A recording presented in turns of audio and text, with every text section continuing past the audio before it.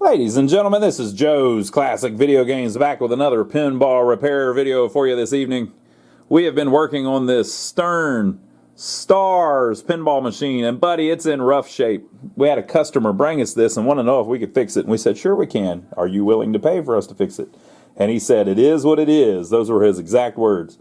It is what it is. And so we told him that we would fix it up. He said he's had this forever. And it's been out in the storage building behind his house for like 20 years. So as we've been working through it, we worked on the power supply first. We cleaned it up. Believe me, this is cleaned up. Now, I understand that it looks destroyed, but this is cleaned up from how it looked before. So we vacuumed it all out a little bit, and we've gotten it this far so far. And then we worked on the rectifier board in the last video, and then we worked on the solenoid driver board in the last video, which compromises the power supply, you know. And at last view, whenever we put in that solenoid board, this sucker woke right up and started working again. Can you believe that? After sitting around for so long. Here, I'll show you where we're at. So we're up to the MPU board, which is the computer that controls it all. And on these Sterns, they are a rip-off of the Bally design. And so when you turn them on, they do a little self-test. And there's a quick flash that's basically the board resetting. And then there are 7 flashes after the quick flash. And each flash is it checking another part of its diagnostics. So whenever you turn it on, you get a quick flash and then 7 full flashes telling you that everything in the game works. If it only does like 3 flashes, well then whatever makes it do the 4th flash isn't working. So I'll show you what happened after we got the power supply back where it should be. Quick flash, 1 flash, 2 flash, 3, 4, 5, 6, 7. All right. So the glug is because the kicker over here is acting up, right? But there were no chimes. It may be a dip switch or something. Maybe they've got chimes turned off. But usually on a game with chimes, you would hear chimes whenever it comes up. And then the displays are trying to work, kind of doing their thing. You've got computer-controlled lights that are blinking all over the place. So the MPU is up and running. The game is actually up and running. I'm not even going to try to play it because this playfield is so destroyed. There's broken glass all over it. And heaven forbid we scrape any of that into the playfield. It'll just be more that I have to paint. So we are up to the next part. So we got the power supply done in the first video. We did kind of an overview of the shape that it was in when we got it. So go back and watch that if you haven't. But now we're up to this MPU. So I'm going to pop this sucker out, and we're going to put it on the bench, and we're going to do some preventative maintenance on it just to make sure that it's going to last long term. And then we'll pop it back in and move on to the next thing. But I want to do that, and I want to do the displays in this video to try to get this sucker a little bit farther along. So let me turn it off and pull that MPU out so we can get a closer look at it. Okay, folks, so this is Stern's original MPU that they used on their games. Or maybe this isn't the first one. MPU board 4237. That may be a serial number, though. I don't know. But anyway, here we go. So the early Sterns and the early Ballys, they have slight little differences, but basically silkscreen differences, and some of the routing on some of the traces is a little bit different, but in general they do the same thing, and they can all play the same games. So this one has a tag, a repair tag, that says 2-bit score. So there's a company called 2-bit score back in the day that did a lot of they got the license from Namco for Pac-Man reproductions and Miss Pac-Man reproductions, Galaga reproductions. So it's a pretty big company for a while. I don't even know if they're still around, but they did a lot of reproduction art for a while, and it was where you could go to get the official stuff. So that probably would have been late 90s or so. So we were trying to figure out in the previous video when this thing was fixed up. But at some point, 2-bit score got the board and repaired it. Now you might think, why did they put that tag on it? It was so that if they mailed you this board back, and then you said, "Hey, the board didn't work," this is how devious people think. "Hey, the board didn't work. Can I send it back to you and get you to repair it again?" Well, you could just send them another one, and they'd fix it and send it back, and you get 2 repairs for 1. So, to keep devious people from sending them a board that they hadn't worked on, they say, "Yeah, you can send it back, but it better have our tag on it." So they've got this number on it, 3028. Well, if this comes back and it's got that number on it, they look in their system, and it'll tell them exactly what they did on 3028 last time, right?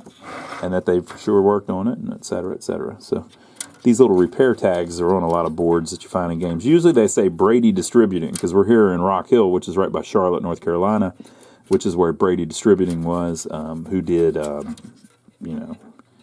one of the largest distributors in the country. So they worked on most of this stuff.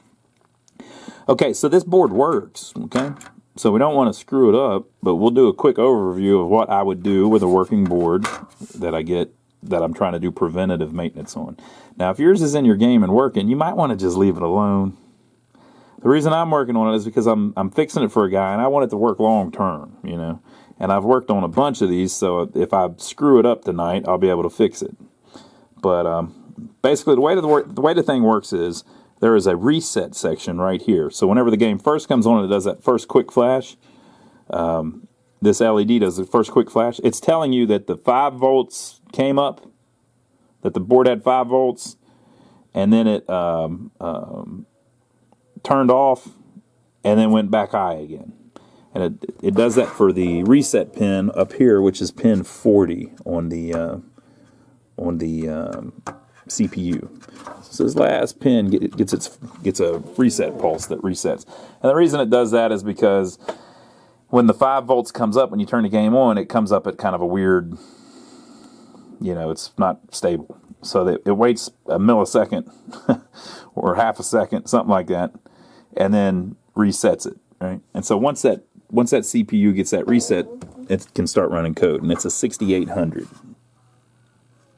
right? Okay, so once it does that first quick flash means that the CPU works, because the CPU, I believe, controls the LED. You know what I mean? So if they had it just connected to the reset section, it wouldn't be able to do the diagnostic tests later, right? So the CPU controls it, and I think through this PIA 6821. So to get that quick flash, what does that mean? It means that the reset section works. It means that the CPU works because it controlled the LED. It means that this PIA, and it means the CPU somewhat works. It means that this PIA somewhat works. And it means that the ROMs somewhat work. Enough to flash the LED, right? So that's the first quick flash. So it's just basically the reset. It's running a little bit of code, but not much to make it do that. And then the first full flash is your ROMs work. So if it does that, then the CPU and the ROMs are good, or it wouldn't be able to do that. Okay? And then if you notice on the video, it waits a second, and then it flashes the second time. So what it's doing is it's running code through this 6810 RAM, and it runs all kinds of computations. We talked about it on the last video. It's like tens of thousands of little things where it's basically it's reading the code in the ROMs and trying to run a RAM program. And obviously, I'm not super technical at this. I'm using general terms because that's how I understand it. But the first flash is that these ROMs work and that your CPU works, because the CPU has to be able to talk to the ROMs, right? The second, and then it waits for a second, and then it does a second flash after that, and it takes it a while between the first and the second flashes. As soon as it confirms the ROMs, and it does that first flash, it starts trying to confirm this 6810, and it does tons of computations, it's like 10,000 of them or something like that. And so it takes a little while. So that's why there's a pause between the first flash and the second flash. Well, once it gets all of its numbers back correct and all the math worked on this thing, it flashes it a second time. And then it tries to flash this one, which is a 5101. So the 5101 is the memory that they use for game settings. And in these early ones, it was pretty much just used for bookkeeping and just for saving the high score. This 5101, if it tests out fine, then it flashes a third time. And then the fourth flash is, I think it checks this PIA. The fifth flash is it checks this PIA. The sixth flash is the, I always get this confused, maybe the zero crossing, which is like there's some kind of weird half voltage of the solenoid voltage. The seventh flash is the solenoid voltage, and then the thing starts up. I can't even remember what the sixth flash is. But that's basically what it's doing. Or the sixth flash, I think, is this timer, this 555. Well, that's, yeah. Is it a 555? MC1455P? I think it's a 555. I think it's something to do with the timer or something. But anyway, you hardly ever have a problem with that. But anyway, my whole point is, all of this is documented online. If that thing doesn't flash 7 times, you can figure out what the problem is. But what I like to do is, anytime you got a chip in a socket for 40 years, more than 40 years, you get oxidation and corrosion on the pins. So I like to pop them out. Oh, I'll find my chip lifter that somebody sent me. Somebody sent me a chip lifter. You pop them out, clean the legs. There's a bunch of different ways to do that. I don't like showing people technical things because then people say, well, that's not the best way to do it. Here's how I was taught in school. Well, I didn't go to school, you know. So I do it the way I want to do it. You can do it the way you want to do it. I'm just telling you the logic behind it. Pop these out, clean the legs, and put them back in. That way you don't run into a problem where down the road this pin isn't making good contact and it's been like that for 43 years and you didn't do anything about it, you know. So we're going to pop the chips out, clean the legs, and pop them back in on all these chips. Okay. Now this particular one, you know, they mounted a battery down here that I took off in the first video. Either it had started corroding again, or the corrosion from the first time they worked on it came back. But on this bottom trace, there is some corrosion from the alkaline from the battery. So I'm going to clean that up. But it's not enough that it's making the game not work. And it's really not all that bad. It's mainly just this bottom trace. So I'm literally just going to sand the corrosion off. Right? Clean it up a little bit. And then on the back, it's a little bit worse, but it's the same thing. There's 2 traces here. You can see where they modded it before to add the battery in. Right? And so we're going to clean it up best we can, get it nice and shiny again. And then I'm going to try this 5101 chip. You need this battery to save the settings in the 5101. But I've been messing with NVRAM lately, non-volatile RAM, and I've ordered a sexy little NVRAM that works on Bally boards. We'll look at that here in a minute. Also, I'm going to clean all of the pins on these connectors so that we know they make good contact. And then on the back, I'm going to reflow the solder on the connectors in case we have some cold solder joints on the edge, which we usually do. I don't see any on this one. You can see where somebody's done it before, probably 2-bit whenever they worked on it. There was probably a couple of them that were cold, so they resoldered the end. Alright, so we're going to do all that. I'm going to clean that up a little bit, and then hopefully that'll get this thing a little more reliable. But let me do that, and I'll show you what I come up with. So I know you all want to see this sweet chip. So this is a 6820.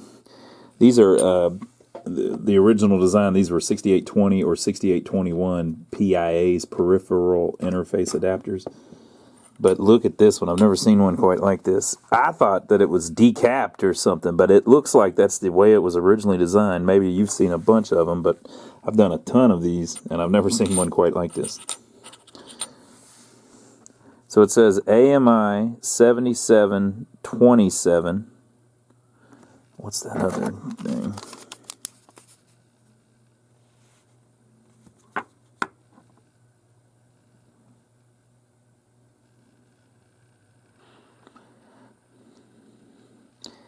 $7727CN, I believe. And then S6820, made in Korea. So 7727 is probably the date code. So 27th week of 1977. These early Bally's and early Sterns, the design of the board was from 77. So it could be that this came from the factory like this. So it's a 6820. It appears that this is the way the thing was released, with the exposed kind of traces. And it is literally wafer thin. Look how thin it is. I thought I was going to crack it getting it out. I may have, but I don't think I did. I don't see any cracks in it. That part there in the middle is just a line. And I guess if I didn't, that might be a crack. I guess if I didn't crack the trace, it wouldn't matter. Right? Look at that.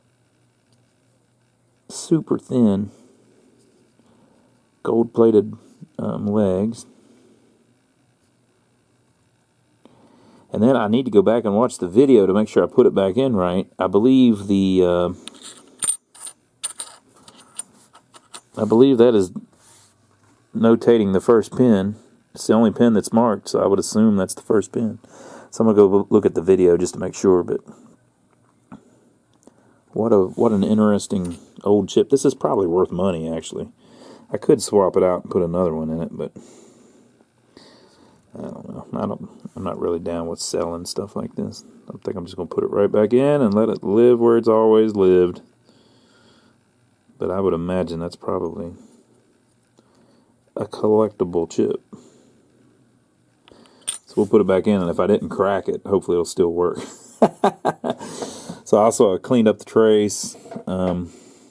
Usually I put some vinegar on it, so but I don't want to rinse the whole thing off, so I think I may just put some vinegar on a paper towel and just kind of dab it on there to try to neutralize it a little bit.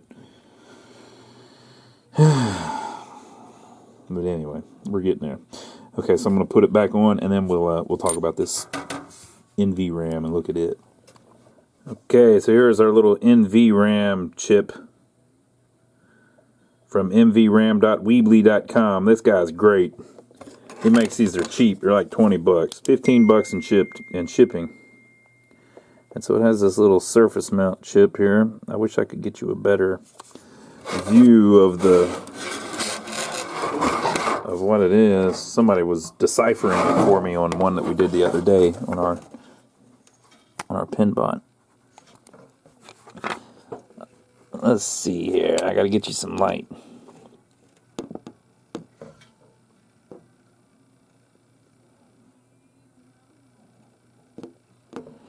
Alright folks, that's the best I can do. So they have put that on there, and they have rerouted it to the pins for the 5101. There's a 7400 on the back too that it looks like there's a little jumper to make it use one CE line or two CE lines, which I guess is chip enable, Matt's telling me. Sounds right. So some games, I guess maybe for whatever reason for the Bally, it needs two chip enable lines. I'm sure that makes sense to some of y'all. But anyway, so the jumper is set like that, which I guess is good for Bally. We're going to go pop it in the game, and if that works, then we don't need any batteries. Yeah, that'd be cool. I resoldered all the connectors. Cleaned the connectors. Took all the chips out and cleaned them. Oh, look. I found my chip lifter. Look at this sucker. Boy, this is some fine piece of equipment here. Look at this. It's a woo-ha! 26810 chip lifter from Germany. That's right. The Germans invented a crooked screwdriver that will pick up the chip. And it works really good, so I'm glad they did it.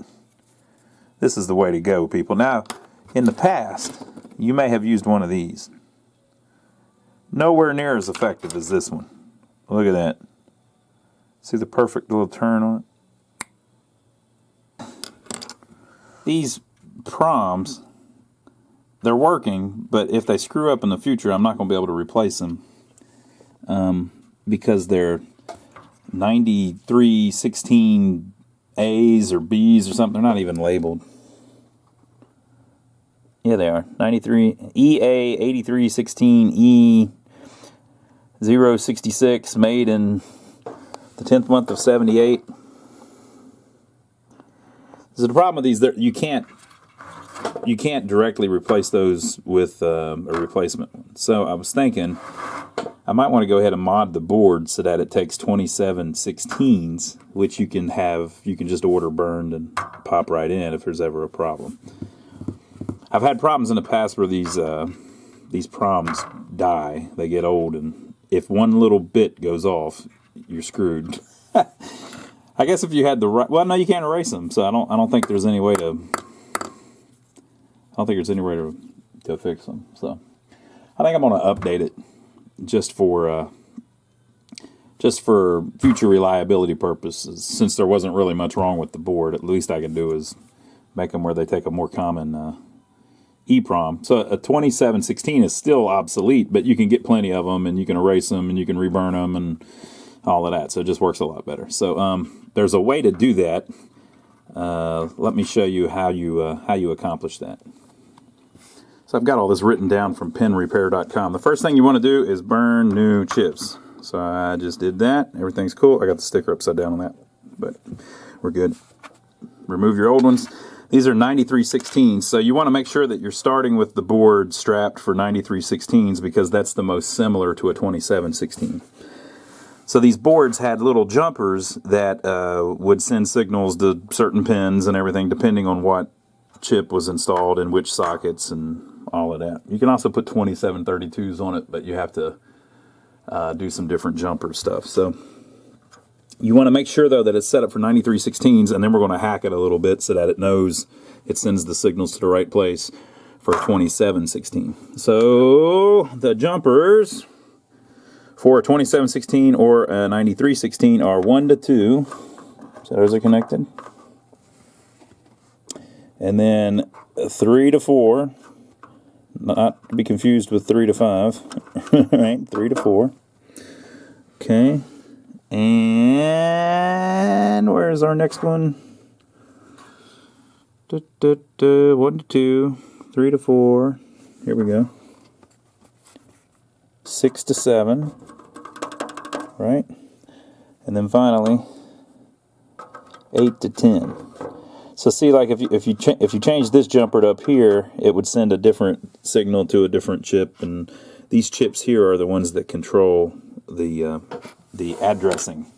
I don't completely understand it, but I've done it a bunch of times because of pinrepair.com. So that's the first thing you do, but that's not enough. So basically, all we've done so far is swap the chips and just confirm that the jumpers are set up for 9316s, which we pretty much knew because the thing is still up and running. But now we have to hack a few things to make these connect to the right places. Okay, so the first hack that you do is this is chip U18. And normally there's a trace running from the 4th pin over here to this via. So pin 4 comes over to here. You cut that trace so that 4 is no longer connecting to that via. And then you connect pin 5 to it instead. So why in the world would you do that? Well, you're just moving stuff around. And you don't have to know all this. It's all documented all over the place. PinWiki and pinrepair.com and all that. But we can look it up and see why they're doing it. This is the little tool I use to cut to scratch it. So here's U18. So normally pin 4 is connected on all of the chips to pin 18, right? Which is some kind of addressing thing.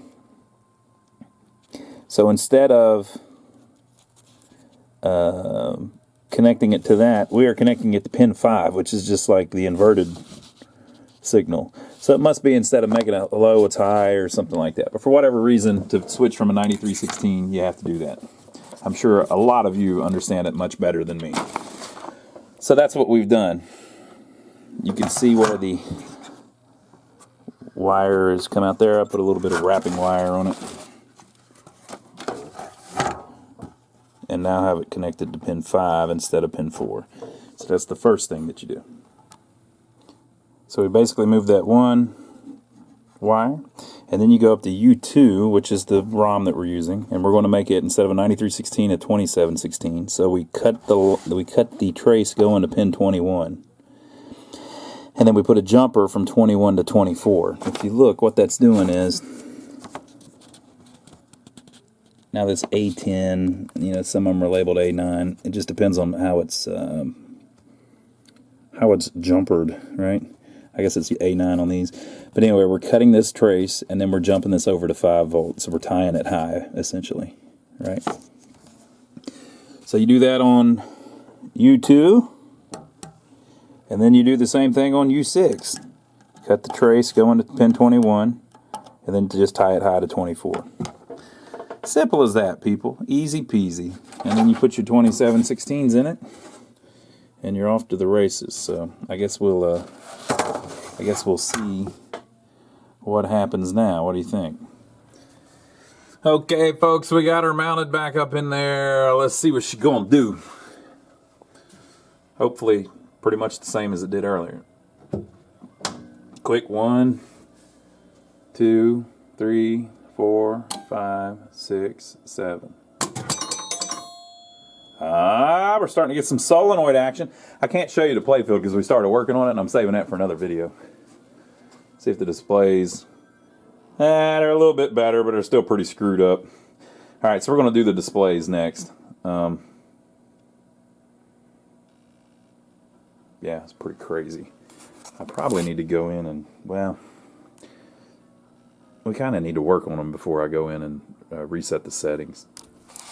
We could reset like the high score and stuff like that. So, but you remember I cleaned the connector on the MPU that goes to the displays, and then we cleaned the connector on the power supply that goes to the displays, and we've got a couple there that are doing, like these two look decent, right? They're missing the last digit, but that's typical of after you reset the RAM, like the NVRAM. So since we took off the battery and all of that's been reset, it'll come up with weird things in the score displays like that. Maybe I can go in a test. I don't know if that's going to work. Maybe.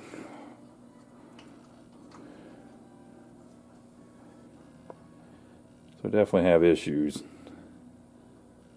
It shouldn't be doing that. Like we should be getting the last digit in tests. So there's something going on. And one of the first digits.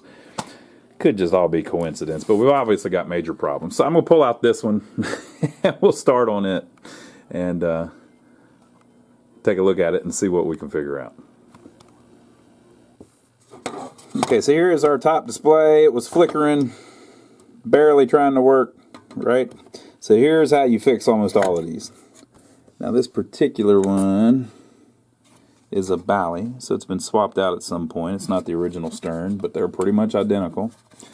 The way you fix these, we've shown on tons of videos, but today's time for another one, is you resolder all of this connector here that plugs in. And the reason you do it is because of the same thing we were talking about on all the other videos, cold solder joints. Look at the ring around that pin. Look at the ring around that pin and that pin. This one's horrible. It's always the ones on the end. This one, this one, this one, this one, this one. This is one of the worst ones I've ever seen, actually. Usually what happens is the very end one will look about like this one. You'll see just a little line around the end of it, right? This one, though, is completely separated, pretty much. This one, somehow, the second one is even worse. 3, 4, 5. So we're 5 deep on this side with bad solder. And then on this side, really bad. This one's bad. 3, 4. That one might be all right. Right? So the reason that it does like that is because whenever you disconnect the connector, you pull on it. Take the connector off, and it breaks it loose eventually. It's always on the ends, because once you get that off, it's easier to pull, and these don't get as much stress on them. So, the way you fix it is very simple. You just resolder it, and it usually fixes it. Now, we're also going to check the resistors like we always do. So, R1, R3, and R5, R7, R9, and R11 are the digit enable resistors. So if you lose one of these, like if this one burns up, then one of these digits will no longer light up. So on this one, it looked like the very first one, which is probably R1, doesn't light up on any of them. Which usually, if it's on all of them like that, usually it's a connection problem on the MPU that we just messed with, but we didn't repin the connectors. So the pin that sends the signal over to enable the first digit, that wire may be screwed up. So, but we're going to resolder all these. I'm going to check these resistors to see if they're within tolerance. They are supposed to be 100K. And have I got that right? Is it 100K? Let's see here. 100K is brown, black, yellow, gold. Brown, black, yellow, gold. Yes. So they're supposed to be 100K. So I'm going to check it, and if they're similar to 100K, we're going to leave it. If they're not, we're going to replace it, and then we'll pop it back in and see if that one looks better, and then we'll move on to the next one. By the way, whenever you remove these displays and put them back in, you have to turn the machine off. If you don't, it will fry this chip, and you'll regret that. Okay, people, so we put it back in, and it is working, but the last digit is missing on it as well. So we now have 3 of them that the last digit is missing, and we've got 2 here that are completely dead. So I'll pull out this dead one next, and we'll see what happens. Again, the last digit missing, since it's on multiples, it's not going to be the exact same problem on 3 different displays. It's going to be a signal problem coming from the MPU, which is almost always just going to be simply a connection problem. It's something, the pin is messed up on the connector or something. So we'll get that after we get the rest of them working. But let's pull out this one that's not doing anything and see what's going on with it. Getting there. So obvious what's going on. So I'll just keep working through them, and then we'll see what we can figure out on the MPU. So this is an interesting issue. One of the displays is a 7-digit instead of a 6-digit. And that ain't right. So I'm going to swap in a 6-digit for them. Yeah. You can put it in there like that, but this digit won't light up. And it makes it where they're the same size. So like on the back glass, it doesn't look right. You end up with a spot on it, right? But it will work mechanically or electrically. It just doesn't look good cosmetically. So I'm going to swap in another 6-digit for them, and that should be all of the displays, and we'll figure out what's wrong with the wiring. Okay, folks, so as you can see, they're all working except for the 1's digit. So I've got the schematics here that we're going to look at. Look at this. For whatever reason, Stern printed you out a real big one in all their machines. So this is what we got. And so if you look, you might want to see an overview of it. This is the clock section. This is the reset section we talked about. All right. This is the power input. This is the MPU that runs everything. These are the ROMs we were messing with earlier, right? And they're little chips that control where the signal's going, all that. This is one of the peripheral interface adapters. The other peripheral interface adapter, the PIA chip, aptly named. The display interrupt generator, which is a 555 timer. Whatever. I don't see where is the RAM hiding from us? Here it is. So that's the RAM, and that's the 5101 RAM, which is battery backed up.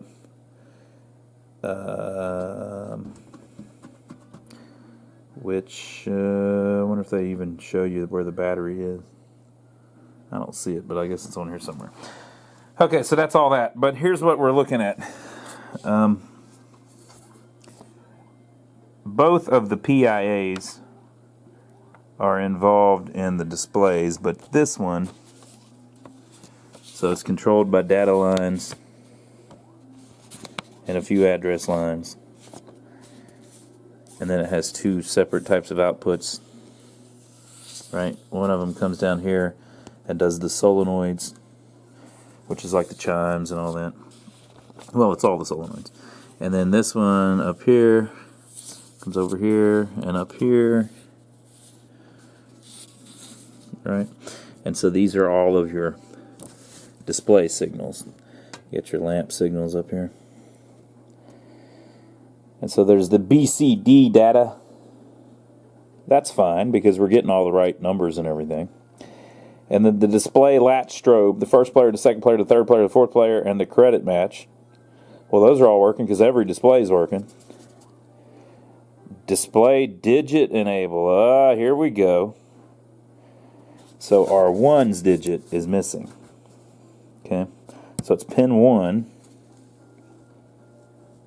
on J1, which is the top left one on the board. So it very well could be bad solder, but I already resoldered all those. I may have screwed it up though. Maybe I didn't get it to solder on the first pin very well. You know how I was mentioning before that usually it's the ones on the end that get the cold solder joints.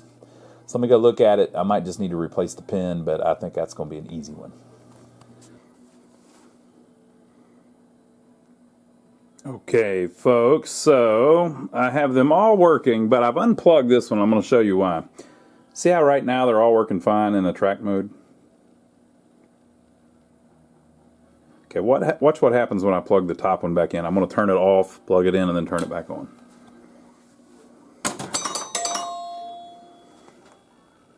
You see that ghost letter there? The George letter? And look, now it's on this one. Now it's on this one.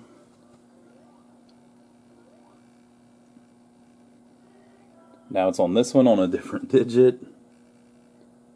This one seems to be fine. This display has an issue that is making all the other displays look screwed up just because this one's plugged in. Can you believe that? So I'm going to pull that one back out. We got to work on it just a little bit more. But sometimes, just so you can see, sometimes whenever you have an issue that's on all of them, it's really just one display screwed up and it's screwing up all the other ones. So sometimes it helps to unplug all of them and then plug them in one at a time and see how they act when they're the only one plugged in. So they all work fine unless this one's plugged in. So there's something going on up here with this one. Oh, and the connector on the board, it was that one pin was broke. So once I replaced that pin, I think I have it over here. Once I replaced that pin, I got my first digit back. See how it's broken in half? That won't work. One pin messing the whole thing up. So let me pull that other display out and let's see if we can find the problem on it, and then we'll be done with our displays. Okay, so the reason that one display can screw up all the other displays is because whenever the lines come in, they daisy chain. So they come to here, and then they go back out and they go to the next one on that same pin, and the next one on that same pin, because they get all the same BCD data, they get all of the same digit enable data, they get all of the same high voltage, they get all of the same 5 volts, they get all of the same ground. So all of these pins daisy chain over. The only ones that are different are like the that one latch data enable or whatever. Is just there's one line for each display, but they work with like a strobe system. But anyway, if you get one that's got like all kinds of crap going on, where it's got the wrong numbers coming up or the half of the numbers missing or something on several of them, it's going to be this chip. Or if you get one where a segment doesn't work on everything, or you just get crazy stuff on it, it's going to be this chip, right? If one segment never lights, like the top segment, it could be one of these transistors that does the segments, which I think are these. If one of the digits doesn't work, it could be the resistors we talked about, or it could be, it's not as common, but it could be these transistors or these transistors, and all that's in the schematics. But if you get something that's just a little flaky, like ours is doing, so ours is just a little flaky, it's probably not this chip, because it'll be something big if this chip's screwed up.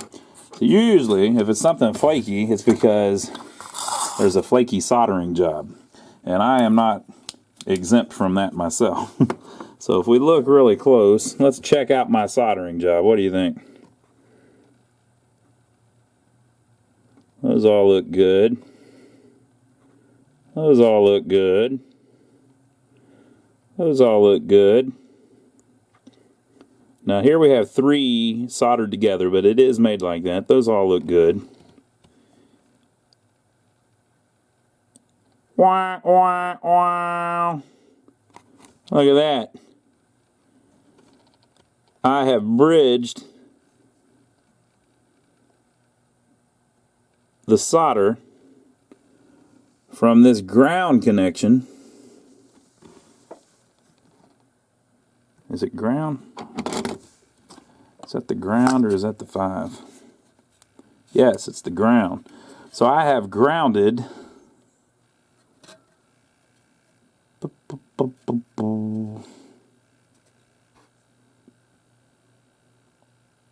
R53. Let's go check that out. Okay, so these are the schematics from like the one that's in there, but this display is a newer one. But that R53 connects to pin 10, 11, and 12. So 11 and 12 are not used, but pin 10 is the segment blinking signal. So with that grounded, apparently that's causing us some issues. So I'm going to clean that up, and then we'll pop it back in, and hopefully that'll fix it. Okay, folks, so that seems to have stopped the ghosting issue on all of them. So we're good to go. So let that be a lesson. Everybody screws up, even me, and I'm perfect. That's the first time I've ever made a mistake in my life. So if you screw things up, don't feel bad about it, people. It happens. The more important thing is, if you screw something up, don't give up. If you give up, you ain't never going to amount to nothing. Don't ever give up. Always keep pushing forward. Damn it, I wasn't going to let that little squiggly little 0 be on there. It was driving me nuts. I had to fix it. Right? So there you go. So leave your comments below. I can't show you the playfield right now because we're about halfway through fixing it. Sometimes we film these videos and they overlap, but we like to segment them out so that you guys see them in order, right? So we're working on the playfield now. It's going to turn out great. It's going to be fantastic. But we've got all of the displays working like they should. We've got the solenoid board working as it should. You might have heard that some of the chimes there have started working like they should. So it's all coming together and working out for us. So very, very nice. Cool old game that's going to be super fun whenever we're done. So leave your comments below. Make sure to give us a thumbs up for filming it for you. And make sure we'd like to thank everybody that's been using our Amazon links. If you don't know about that, if you click the links down below that take you to Amazon, if you're purchasing anything on Amazon, it gives us a little royalty for whatever you decide to buy on there. People have been doing it already for Christmas. Well, that's really cool, people. We appreciate you doing that. And also check out our brother channel, My Brother Donnie. He literally is my brother Donnie. We bought a small, very small, not big. It's a small grocery store in this little town in South Carolina. We're fixing it up. Now, some people have said it's a Quickie Mart. It is not a Quickie Mart. It's too big to be a Quickie Mart. So it's 3,000 square feet. I mean, that's a big Quickie Mart, right? It was a grocery store. It was built as a grocery store. So we're fixing up the old grocery store in Jefferson. So my brother Donnie is filming all of that. And so he is pretty funny. He's more exciting than I am. And, you know, I'm super exciting. I'm so excited I can't even handle it. So make sure to check that out if you haven't already. I'm over there with them on most of the videos, or a lot of the videos. So again, leave your comments below. Give us a thumbs up for filming it. And we'll see you on the next video, which will be working on the playfield of this thing. Hope you enjoyed it.